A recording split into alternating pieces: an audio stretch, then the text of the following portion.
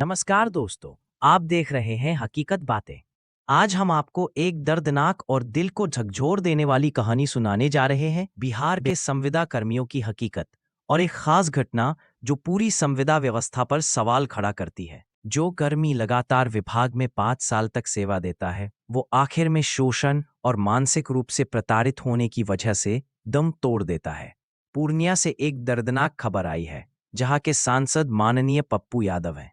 एक कर्मी जिनका नाम अभिषेक कुमार, पिता ब्रह्मदेव पंडित, राजस्व एवं भूमि सुधार विभाग के विशेष सर्वेक्षण अमीन रूप में कार्यरत थे।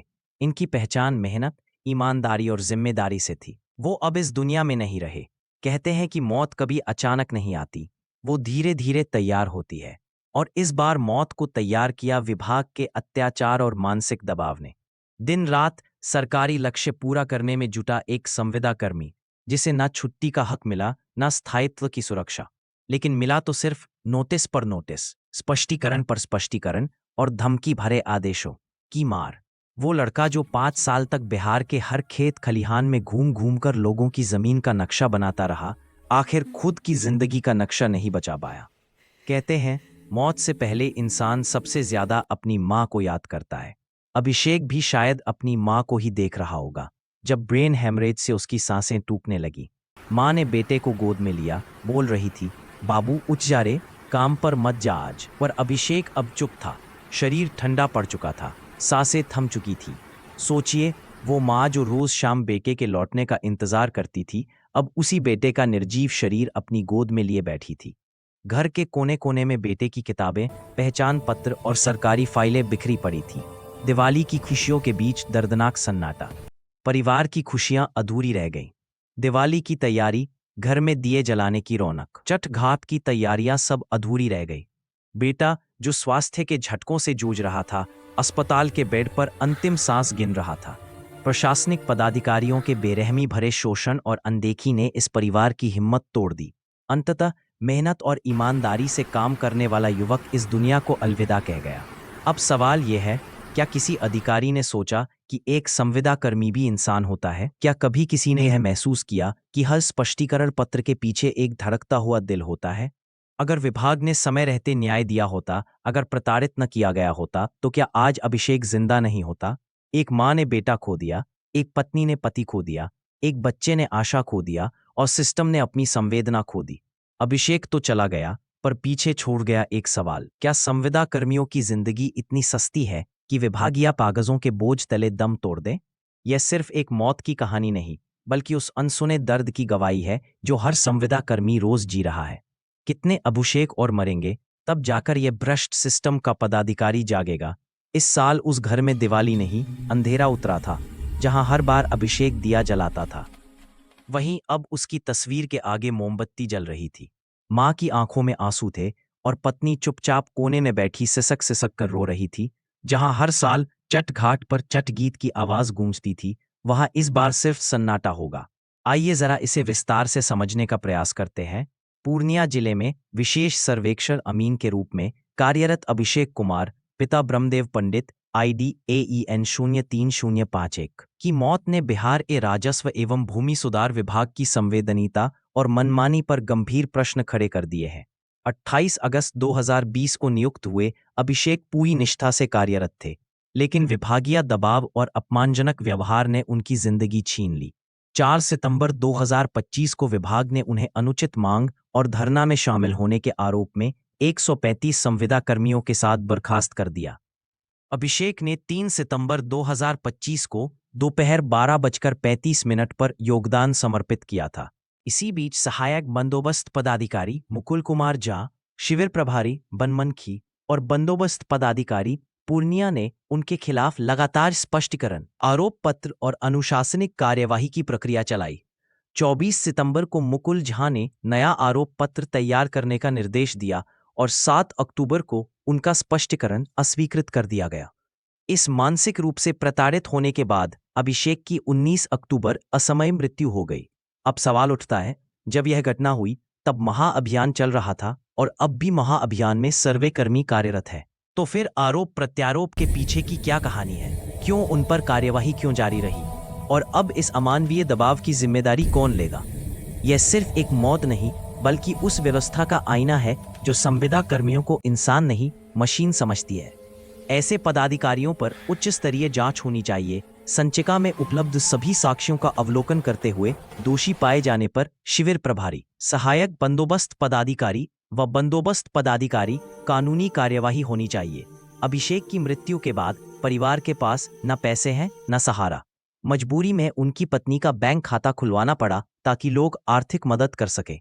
हकीकत बातें आप सभी से अपील करता है, इस दुख की घड़ी में मानवता के नाते जो संभव हो अभिषेक की पत्नी के खाते में सीधी आर्थिक मदद अवश्य करे, क्योंकि न्याय सिर्फ शब्दों से नहीं सहारे से मिलता है और इस वक्त इस परिवार को आपके सहारे की ही जरूरत है। चलिए अब बात करते हैं चुनावी सफर की। बिहार की राजनीति में चुनाव आते ही वादों की बरसात शुरू हो जाती है।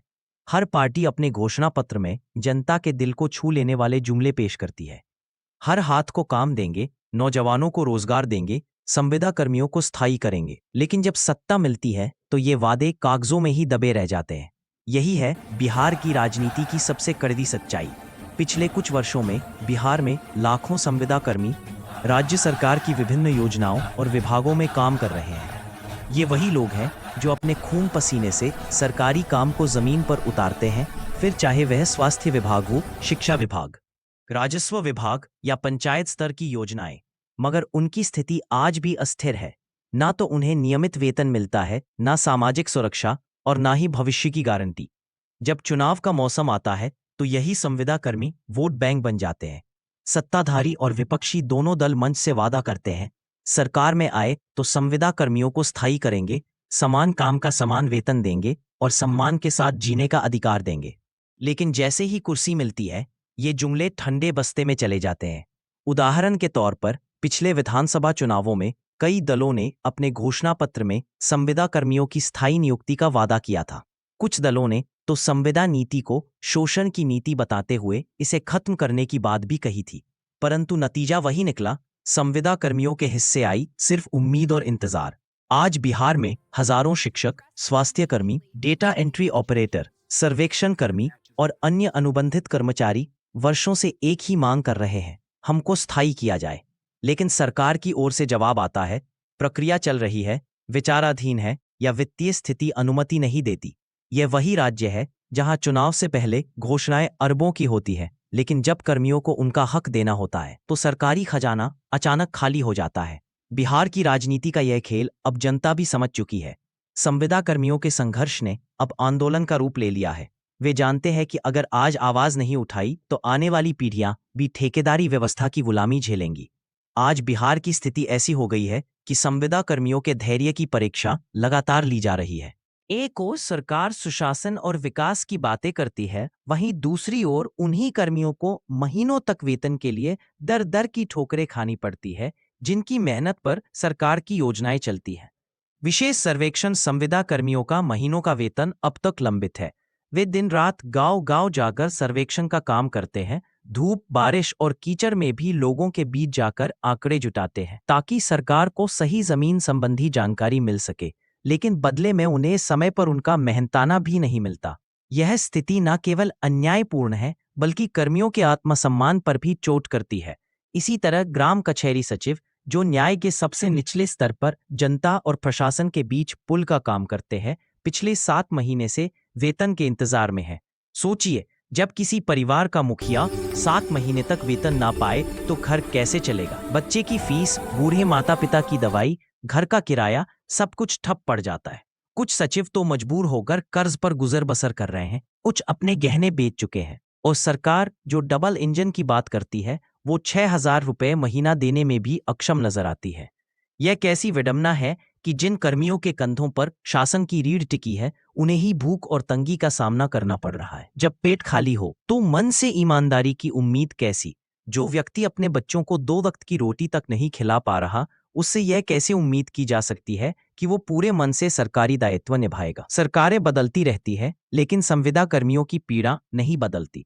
हर चुनाव में उन्हें स्थायीकरण का सपना दिखाया जाता है, हम आपको स्थायी करेंगे, बेहतर वेतन देंगे, अधिकार देंगे। लेकिन चुनाव खत्म होते ही वे वादे फाइलों में दफन हो जाते हैं। परिणाम यह है कि संविदा कर्मी मानसिक, आर्थिक और सामाजिक रूप से टूट चुके हैं।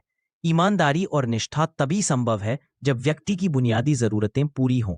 जब किसी कर्मचारी को 7 महीने तक 6,000 रुपए भी ना मिले, तो वह अपने काम में कितनी निष्ठा रख पाएगा। ऐसे माहौल में न तो शासन व्यवस्था मजबूत हो सकती है, न ही जनता का भरोसा कायम रह सकता है। अब वक्त आ गया है कि बिहार सरकार संविदा कर्मियों की इस पीड़ा को गंभीरता से ले। केवल आश्वासन नहीं, बल्कि ठोस कदम उठाए जाएं। समय पर वेतन, नौकरी में स्थिरता और सम्मानजनक व्यवहार ही वह आधार है जिस पर सच्चा सुशासन टिक सकता है। अगर सरकार वाकई चाहती है कि कर्मचारी ईमानदारी से काम करे, तो पहले उन्हें यह विश्वास दिलाना होगा कि उनके परिश्रम की कद्र की जाती है। वरना भूख, अपमान और इंतजार के बीच ईमानदारी केवल एक किताब का शब्द बनकर रह जाएगी। चुनावी मंचों से परमानेंट करने का वादा अब एक पुराना जुमला बन चुका है। हर पार्टी इसे दोहराती है, लेकिन निभाता कोई नहीं। अब वक्त आ गया है कि बिहार के संविदा कर्मी सिर्फ सुने नहीं, सवाल भी करें। कब तक हमारे सपनों को वादों की राजनीति में बेचा जाएगा? बिहार के लिए अब सच्चे बदलाव की जरूरत है, जहां मेहनत करने वाले को स्थायित्व मिले और वादा करने वाला अपनी बात पर खरा उतरे। क्योंकि लोकतंत्र तभी मजबूत होता है जब उसमें जुमले नहीं, जवाबदेही होती है। वैसे इसी बीच एक बड़ा बयान सामने आया है। नेता प्रतिपक्ष तेजस्वी यादव ने अपने ट्विटर हैंडल से संविदा कर्मियों को लेकर एक महत्वपूर्ण घोषणा की है। उन्होंने लिखा, प्रदेश में कार्यरत सभी संविदा कर्मियों को स्थायी किया जाएगा। विभिन्न एजेंसियों के माध्यम से शारीरिक, मानसिक और आर्थिक शोषण झेल रहे संविदा कर्मियों को अब एक साथ परमानेंट किया जाएगा। तेजस्वी यादव का यह ट्वीट सोशल मीडिया पर तेजी से वायरल हो रहा है। लंबे समय से स्थायित्व की मांग कर रहे संविदा कर्मियों के लिए यह संदेश उम्मीद की नई किरण लेकर आया है। दरअसल बिहार में हर चुनावी मौसम में संविदा कर्मियों का मुद्दा राजनीतिक दलों के घोषणा पत्र में जरूर जगह पाता है, लेकिन सत्ता में आने के बाद वादे ठंडे बस्ते में चले जाते हैं। स्वास्थ्य, शिक्षा, राजस्व और अन्य विभागों में कार्यरत लाखों संविदा कर्मी वर्षों से समान काम के बदले समान वेतन और स्थायी नियुक्ति की मांग कर रहे हैं। इस बार तेजस्वी यादव का यह बयान इसलिए भी अहम है क्योंकि उन्होंने इसे लिखित रूप में सार्वजनिक मंच पर कहा है। हालांकि पूर्व में विजय सिन्हा ने स्पष्टता से सवाल उठाया था, लेकिन सरकार में रहने के बावजूद उसका वादा जुमला साबित हुआ। संविदा कर्मियों के बीच अब चर्चा है कि अगर कोई पार्टी हमारे हित की बात खुलकर कर रही है, तो क्यों ना इस बार उसी को मौका दिया जाए। अब देखना यह होगा कि तेजस्वी यादव की सरकार बनने के बाद उनका यह वादा क्या सच में संविदा कर्मियों के जीवन में स्थायित्व की नई सुबह लेकर आता है। वैसे फिलहाल बिहार की राजनीति में यह एक बार फिर मुद्दा का केंद्र में बन गया है। खैर दोस्तों, आपने अभी देखा कि कैसे एक ईमानदार और मेहनती संविदा कर्मी अभिषेक कुमार अपने परिवार और समाज के लिए दिन रात काम करता रहा, लेकिन विभागीय मनमानी और मानसिक प्रताड़ना ने उसकी जिंदगी ले ली। यह सिर्फ एक घटना नहीं, बल्कि बिहार में काम कर रहे लाखों संविदा कर्मियों की अनकही पीड़ा का प्रतिनिधित्व है। अब सवाल यह है, क्या हम सिर्फ देखते रहेंगे या कुछ करेंगे? क्या हम सिर्फ सोशल मीडिया पर यह खबर पढ़कर भावुक होंगे और फिर उसी रोजमर्रा की जिंदगी में खो जाएंगे? नहीं, यह वक्त है सोचने, समझने और सही कदम उठाने का। हम जो लोग सोशल मीडिया और डिजिटल प्लेटफॉर्म पर है, हम आवाज उठाने की ताकत रखते हैं। हर संविदा कर्मी सिर्फ सरकारी मशीन नहीं है, बल्कि उनकी भी परिवार है, सपने हैं और हक है। उन्होंने वर्षों तक अपनी मेहनत और निष्ठा से सरकार की योजनाओं को जमीन पर लागू किया, लेकिन बदले में उन्हें ना वेतन मिला, ना सम्मान। इसलिए दोस्तों, इस दुख की घड़ी में आपका योगदान बेहद जरूरी है। आप अभिषेक की पत्नी और परिवार की मदद कर सकते हैं। उनके खाते में आर्थिक सहायता भेजकर आप यह संदेश देंगे कि समाज संविदा कर्मियों के साथ खड़ा है। आपके छोटे से योगदान से भी परिवार को मुश्किल समय में राहत मिल सकती है और यह साबित होगा कि इंसानियत अभी भी जिंदा है। सिर्फ यही नहीं, हमें अपने स्तर पर यह संदेश फैलाना होगा कि संविदा कर्मियों के हक के लिए आवाज उठाना अपराध नहीं, बल्कि कर्तव्य है। सोशल मीडिया पर उनके मुद्दों को साझा करें, अपने दोस्तों और परिवार को बताएं, ताकि इस समस्या पर ध्यान जाए। अगर हम सब मिलकर आवाज उठाएंगे, तो सरकार और अधिकारी मजबूर होंगे कि वे ठोस कदम उठाएं। दोस्तों, हकीकत बातें हमेशा यही कोशिश करता है कि इन अनकही कहानियों को सामने लाए और संविदा कर्मियों के संघर्ष को उजागर करे। अगर आप चाहते हैं कि ऐसे मुद्दों की खबरें सीधे आपके पास आएं और आप भी बदलाव का हिस्सा बने, तो हमारे चैनल को सब्सक्राइब करें, बेल आइकन दबाएं, ताकि हर नई कहानी और हर नया वीडियो आपको समय पर मिले। याद रखिए, न्याय सिर्फ शब्दों में नहीं मिलता, बल्कि हमारी कोशिश हमारी आवाज और हमारी संवेदनशीलता से मिल सकता है। संविदा कर्मियों की जिंदगी और हक के लिए खड़ा होना हर नागरिक की जिम्मेदारी है। आपकी एक छोटी सी मदद किसी की पूरी जिंदगी बदल सकती है। तो दोस्तों, आइए हम सब मिलकर यह संदेश दें कि संविदा कर्मियों की मेहनत, त्याग और संघर्ष को कोई नजरअंदाज नहीं कर सकता। साथ मिलकर हम बदलाव की शुरुआत कर सकते हैं और साबित कर सकते हैं कि बिहार में भी न्याय और सम्मान के लिए लड़ाई संभव है। सब्सक्राइब करें हकीकत बातें, शेयर करें और बने बदलाव का हिस्सा, क्योंकि जब हम साथ खड़े होंगे तभी संविदा कर्मियों को उनका हक मिलेगा। जय हिंद, जय बिहार।